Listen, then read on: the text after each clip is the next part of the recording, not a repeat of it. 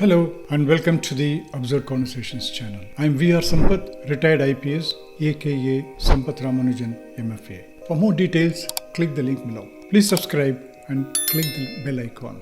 Thank you. Let's get into the topic for the day.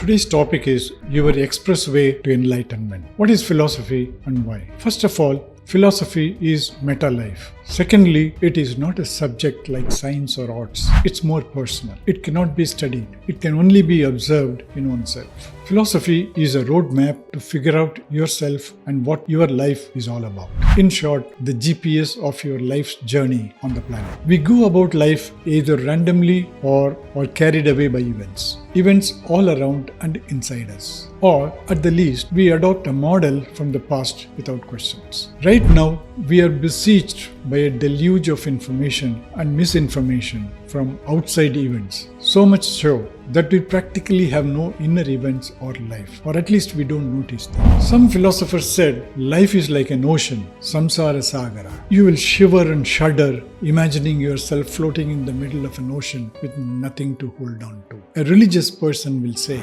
you need a support to hang on to, so you cross this ocean successfully, and that support is God. Still others go beyond this. They will say you should aim for no more births but permanent bliss, and only the Lord can grant you this. Devotion is the way to go, to avoid this life permanently, which is nothing but a disease. So you scramble to do some devotion by visiting temples, reciting mantras, or at the least doing some kundalini yoga and mindfulness meditation. You do these things, right? Some realized souls say this body is a dirt bag filled with filthy liquids and prone to decay and die. Why hang on to this? Think and strive for higher things, whatever that higher thing means. Hopefully they weren't encouraging suicide. Some others say there is only one life, enjoy it, die without regret. This in essence means only pleasure and not pain. The opposite camp will say this is a bad policy leading to bad karma and repeated lives full of misery.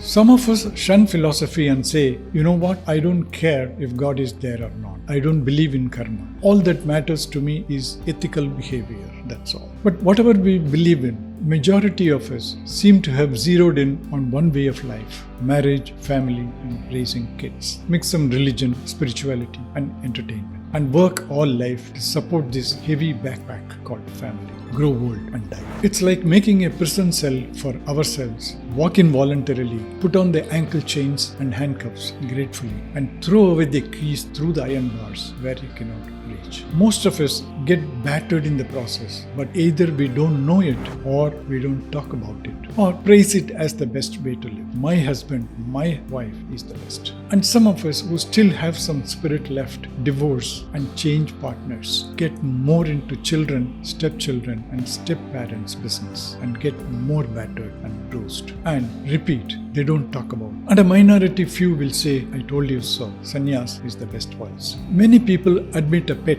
a dog or a cat, happily into this prison and care for them in addition to caring for the family. They are so loyal, They are an emotional support, that? Still others will decide to make some money before deciding on philosophy. Their argument is it's better to contemplate God and stare at the ocean from your own beach villa than from the slums. You see, that's the logic they have. Many of the gurus believe in this too. They offer a model, however poor it may be, and there will be scores of desperate people who flock to him and pay him for the paper kingdom he is promising. Imagine you are a rich and famous person. Just imagine. You slap someone in public, then take a private jet, rush through several continents to meet a guru, pay a fortune to him to discuss what to do about it.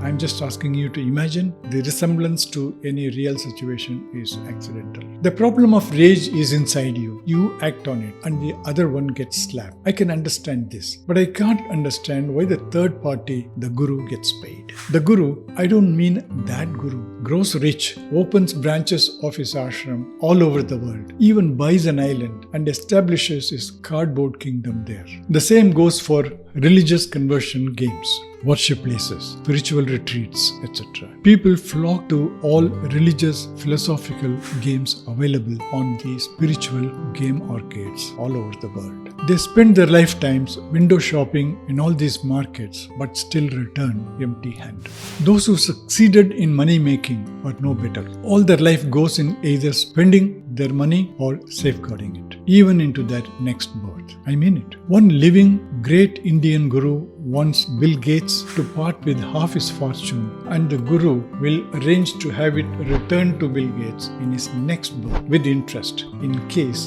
Bill Gates gets born poor the next time. Wow. Some people play the game of political philosophies or power in one word, claiming they are going to uplift the masses. This has been the most effective and the cheapest game, leading to all riches of money, sex, luxury, and whatnot. On a serious note, the most quoted philosophies are Dvaita, Advaita, and Visishtadvaita. In other words, dualism, monism, and qualified monism. Buddhism is competing with these three with one tool called mindfulness, or the present moment, or whatever it is. I don't want to go into details, but in essence, dualism means you and me are separate. Monism says, no, we are not separate, we are one. Qualified monism says, we are both different and one at different levels, just saying approximately. But in reality, we see the world in the grip of duality. Monism may be suited only for our individual selves. You may still need dualism to deal with the world. Qualified monism or Visishtadvaita is just a compromise formula of the above two, given by Ramanuja. Mindfulness will be an empty word because if mind is a myth, as UG says, how could you fill void with emptiness? None of them explain the whole life by themselves. At best,